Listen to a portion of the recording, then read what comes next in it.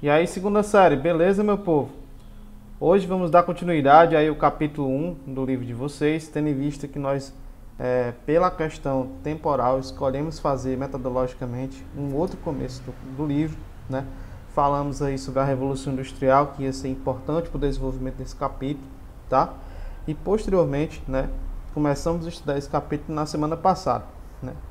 Esse capítulo vai refletir, né, como a gente vai lembrar aqui para entrar no assunto de hoje, né, tudo aquilo que foi as evoluções liberais aí no século XVIII, porém, né, após a expansão napoleônica, né, e as suas pretensões imperialistas, né, houve, né, por parte dos países que foram derrubados as suas monarquias por Napoleão, a tentativa de restaurar, né, através da Santa Aliança e do Congresso de Viena, as monarquias que foram depostas, né? Principalmente fortalecer o princípio de restauração, o princípio de equilíbrio e o princípio de legitimidade dos países que ainda tinham características do antigo regime, tá? E tinham dois objetivos, né, a tratar no Congresso de Viena. O primeiro era restaurar o mapa da Europa anterior à Revolução Francesa, e o segundo e principal era impedir o avanço das ideias liberais, né, por parte, né, das classes populares, por parte da pequena burguesia, né, porque a classe burguesa, principalmente a partir de Napoleão, né, vai consolidar os ideais da Revolução Francesa, né, vai conquistar o poder em alguns países, né, vai se disseminar aí como uma grande classe dominante da sociedade europeia, com poder de riqueza, com poder de organização política, participação no parlamento, né, e controle das instituições. E que por esse motivo, né, vai deixar gradativamente de ser uma classe revolucionária, né, e se tornar uma classe com características dominantes. Só que ao invés disso impedir o avanço das ideias liberais, elas vão começar a se espalhar por outros lugares, né, para a América, os processos de emancipação, né, os movimentos nacionalistas que vinham surgindo, né, a tentativa de restaurar aí, né, os grandes nomes que fizeram, né, a origem da pátria, o resgate da memória, né, o romantismo vai contribuir para isso, né, para desenvolver esse sentimento nacional, né, que vai influenciar não apenas as revoluções de 1830 e 1848, mas também, né, o processo de unificação, né, europeia da Alemanha e da Itália, que ainda não havia se consolidado, né, e vai também contribuir aí para o desenvolvimento de novas doutrinas sociais, né, como nacionalismo, como liberalismo, né, como as várias vertentes do socialismo que existiam já dentro do nascente movimento operário, né, e principalmente o desenvolvimento do socialismo científico e do anarquismo, tá? Que são correntes que vão prosperar, né, do ponto de vista teórico a partir dessas revoluções de 1848, a chamada Primavera dos Povos, né? Vou abrir aqui meu livro digital para a gente mostrar um pouco como funcionavam, né, essas revoluções, quais as revoluções elas tiveram, né, quais limites essas revoluções tiveram, né, e também, né, mostrar um pouco do que foi a Segunda República Francesa e a influência que esses movimentos vão dar para o surgimento de novas doutrinas sociais, tá? Vou abrir aqui sem delongas meu livro digital, tá certo? Mas antes vou colocar a agenda de vocês dessa semana. Ó.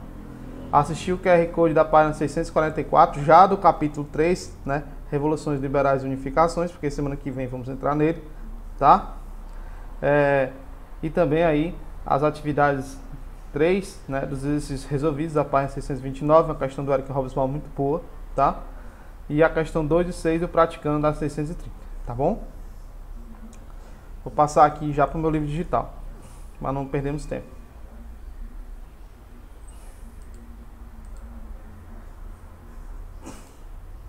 Gente, vou começar logo aqui, né, das revoluções de 1848, a Primavera dos Povos. Gente, o que essas revoluções tiveram de um ponto de vista diferente das outras revoluções liberais? Primeiro, elas vão conseguir, literalmente, né, abalar as estruturas aí do antigo regime e vão derrubar as últimas grandes monarquias absolutistas, restando aí fortalecidamente apenas uma, né, que é o czarismo russo, que vai durar aí até o século XX, né, com a Revolução Russa de 1917. Porém, todas monarquias absolutistas com características estruturais, elas vão ruir nesse período, né, aonde essas revoluções populares vão fazer com que mais de 52 países, né, ou 52 regiões europeias, né, tenham seus governos derrubados pelas classes populares, né. Outra coisa importante, o sujeito social dessas revoluções foram diferentes das revoluções, né, da primeira leva, que foi o século XVIII. Tá? A força dirigente das revoluções do século XVIII foi a classe burguesa, né, e ela vai conquistar o poder a partir delas. Agora que ela consolida o poder, ela vai tentar manter aquilo que ela tinha. Por esse motivo, ou ela não vai apoiar essas revoluções, certo? Ou ela vai ficar neutra, né, dentro de casa, né, ou vai ser contra elas, como a gente vai ver aí na Comuna de Paris, né, posteriormente falando, tá certo? Quando for falar do processo de unificações, no capítulo 3. Porém, a característica dessas revoluções é que elas vão ter uma nova classe dirigente, né, com ideias nacionalistas, né, com projetos defendidos aí na questão do romantismo, na busca pela identidade nacional, né, na luta pela autodeterminação dos povos de decidirem a partir dos seus próprios rumos a sua liberdade, né, e vão constituir um conjunto de revoluções que vão influenciar novas ideias. Só que essas revoluções tinham um problema, né? A classe que vai dirigi-las, né, inclusive influenciada pelos ideais aí do nascente socialismo científico, né, elas não tinham tanta experiência, né, em relação a projetos sociais, né.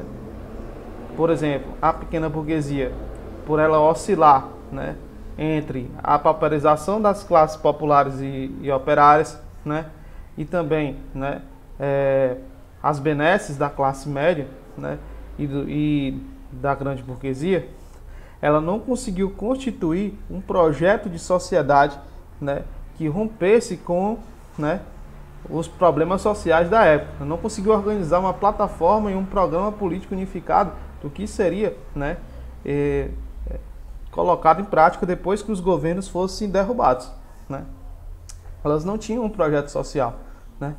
A classe social que vai ter esse projeto social, né, que ainda estava nascente e em curso, é a classe operária, tá?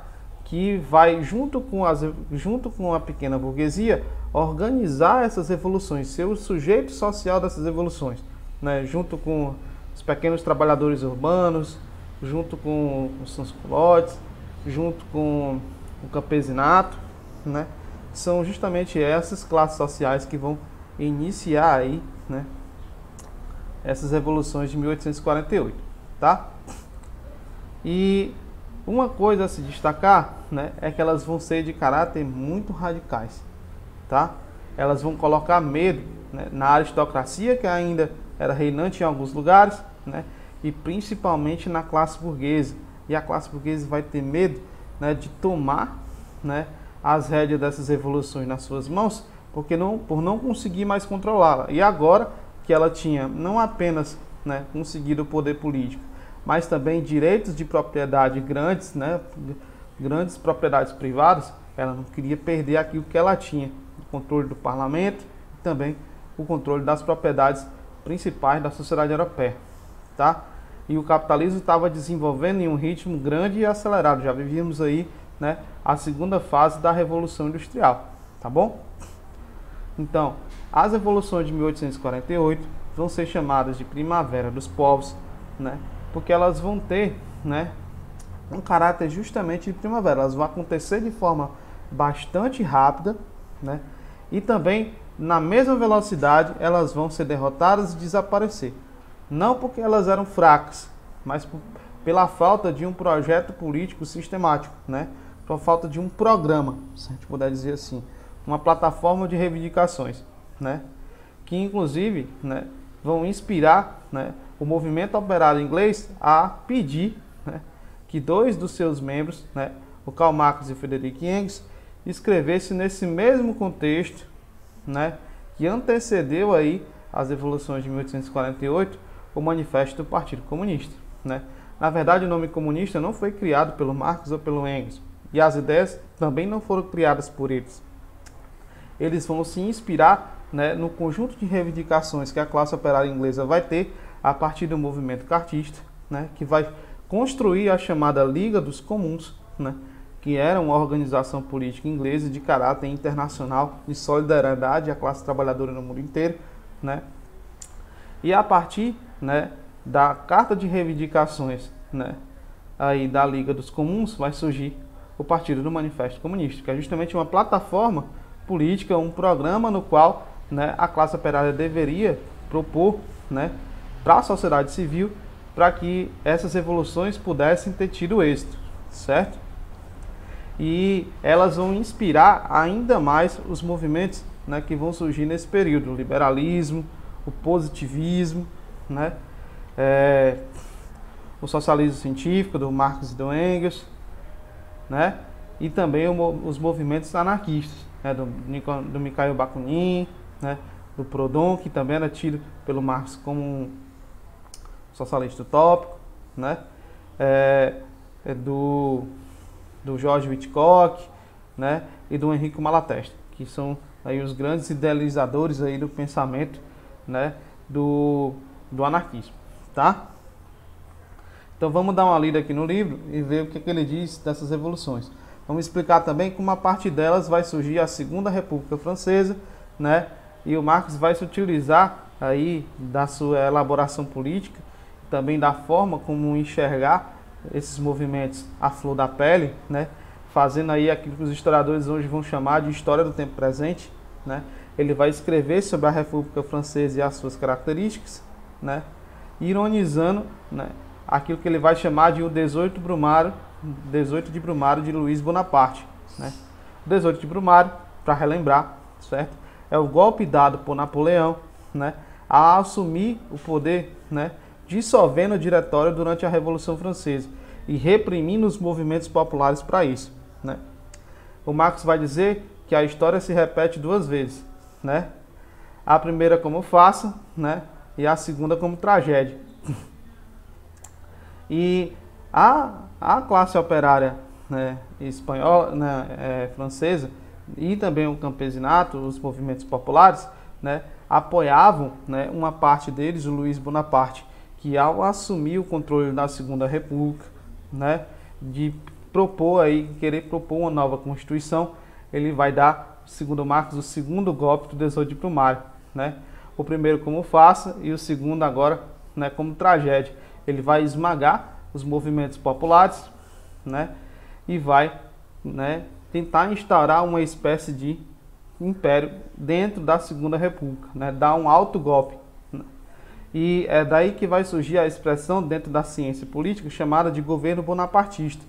Um governo que é, né, ditatorial, né, que controla as instituições e que utiliza as forças armadas para reprimir os movimentos populares, certo?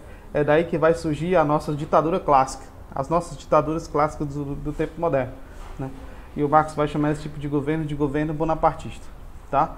A partir do 18 de Brumário e a partir do golpe dado pelo Luiz Bonaparte aí na Segunda República Francesa, que vai surgir a partir da Revolução de 1830 e posteriormente da Revolução de 1848, tá?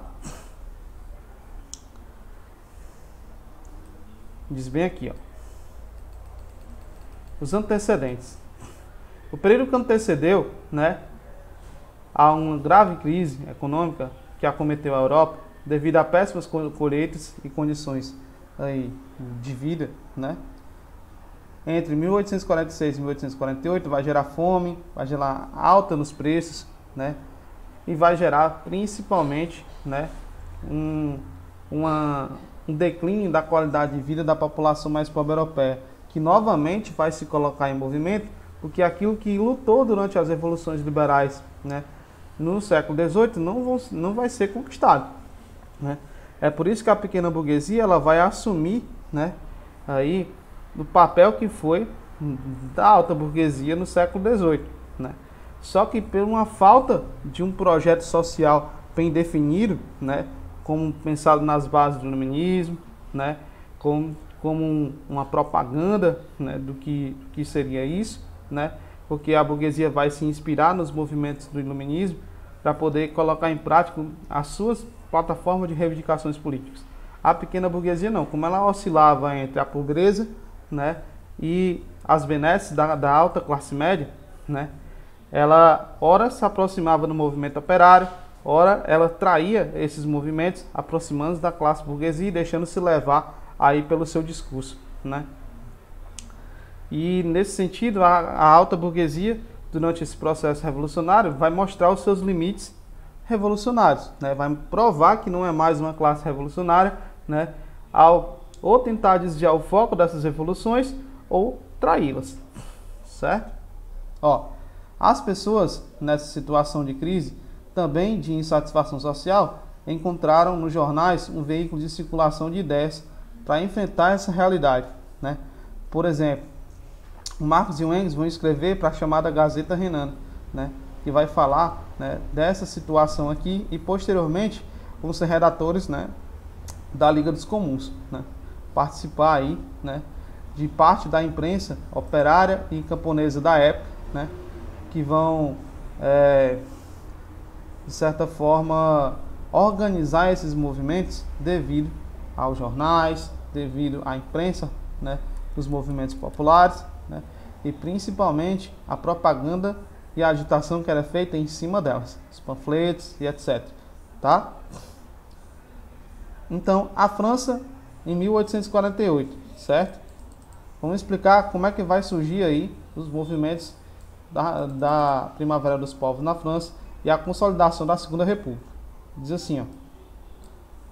Em 1848, nesse contexto, o governo de Luís Filipe I, rei burguês, né, que se dizia aí um déspota esclarecido, né, enfrentou forte oposição, que se organizou da seguinte forma, né, porque nessa época a França dizia ser uma monarquia, né, constitucional. Ó, a oposição popular era refletida por sublevações nos centros industriais de Lyon, né, e foram dominadas pelas tropas governamentais. O que acontece? A população que precisava de necessidade, ela organizava lutas sociais, greves, né, mobilizações de rua, e elas eram duramente reprimidas, né, pelas tropas do Luís Filipe, né, aí no início da década de 30. Né. Tinha também, além da oposição popular, os republicanos, que eram um grupo dos radicais, né, partidários do regime republicano. Né. Como ainda era uma monarquia, parte da pequena burguesia queria que a república retornasse, né? Queria que a república fosse colocada em prática, desde a época que ela foi dissolvida, né, após o diretório, tá bom? Além dos republicanos, havia os legitimistas, que queriam o retorno da monarquia com características absolutistas. Então, era um contexto no qual, onde havia várias tendências políticas, né? Não apenas aquelas com características revolucionárias, né?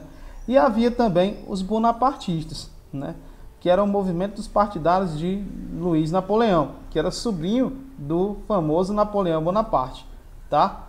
É justamente ele que vai manobrar, né, dentro desse turbilhão, né, de reivindicações populares e vai ser colocado no poder, tá? Ó, Napoleão que agremiava espaço político em virtude do parentesco com o grande general.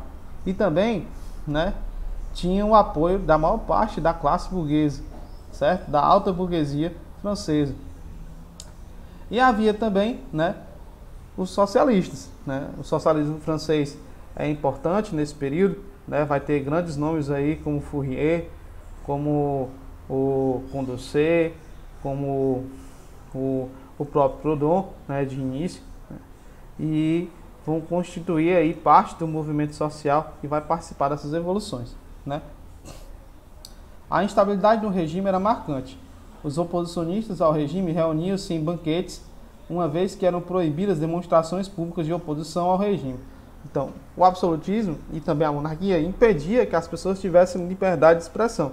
Então, as pessoas marcavam um aniversário de alguém, um banquete, né, para comemorar alguma coisa, e lá eles discutiam como se mobilizar, né, contra um governo que inclusive dizia que era burguês, mas tinha características autoritárias em relação às classes populares, né.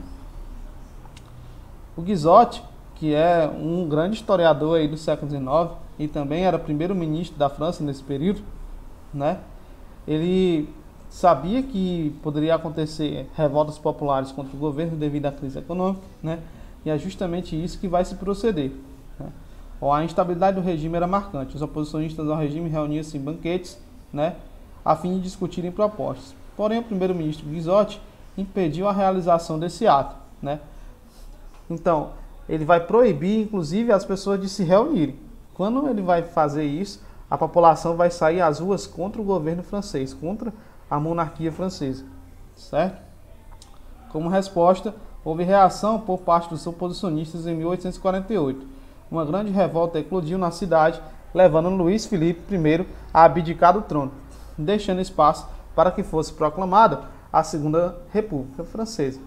Nesse intervalo da Segunda República Francesa, o Marx vai escrever, né, o Lutas de Classes na França, para mostrar como é que vai surgir os grupos que deram origem aí, né, à Segunda República Francesa. Ele vai dizer que o Blanc, né, que era o Partido Blanquista, que era um grande organizador político desse período aí, né, ele vai, né, apoiar, né, as medidas populares que vão levar à derrubada da monarquia, né, e a instauração da Segunda República Francesa com uma proposta de Constituição, certo? Só que quem vai assumir o controle dessa Segunda República Francesa, né, inclusive pela fama do tio, é o Luiz Bonaparte, né, ou conhecido como Napoleão III. Segunda República, né? A nova república criou oficinas nacionais, ateliês, a fim de garantir a participação e a ocupação dos desempregados, né? Porque grande parte da população estava passando necessidade por conta da crise.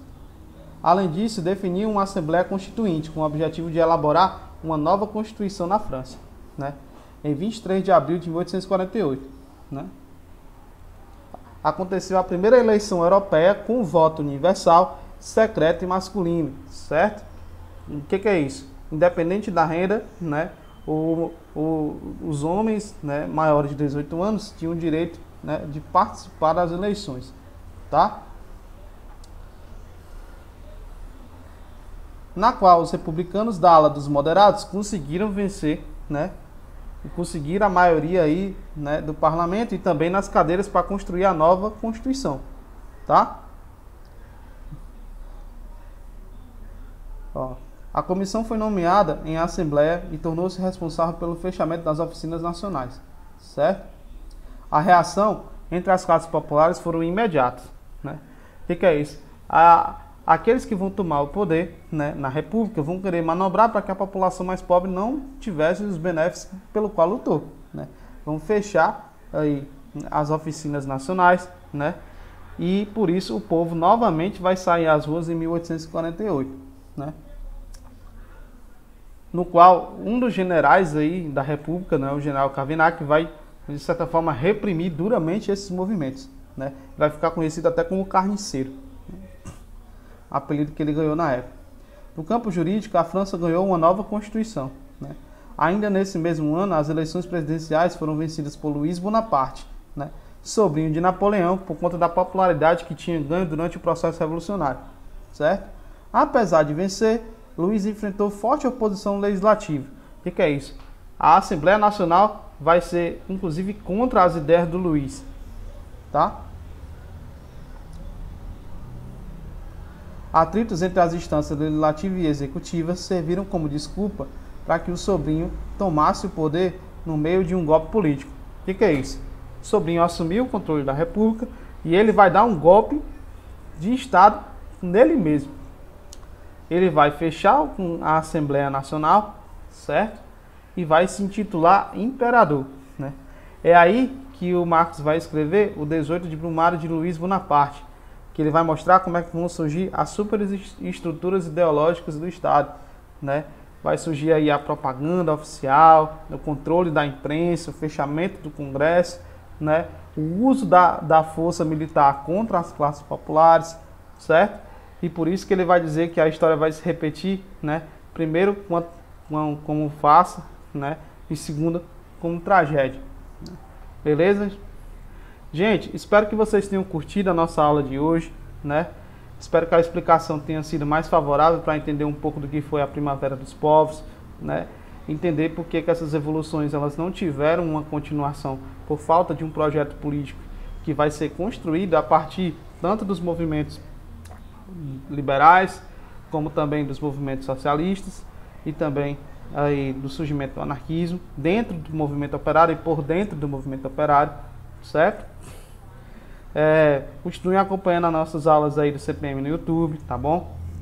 Vejam aí as diretrizes da semana que vão estar presentes na agenda Edu, o calendário de postais, as atividades, tá? Não deixe de fazer a atividade do Portal SAI, que é muito importante para vocês, para que a nota de MA não caia no final do bimestre. Um grande abraço e até a próxima.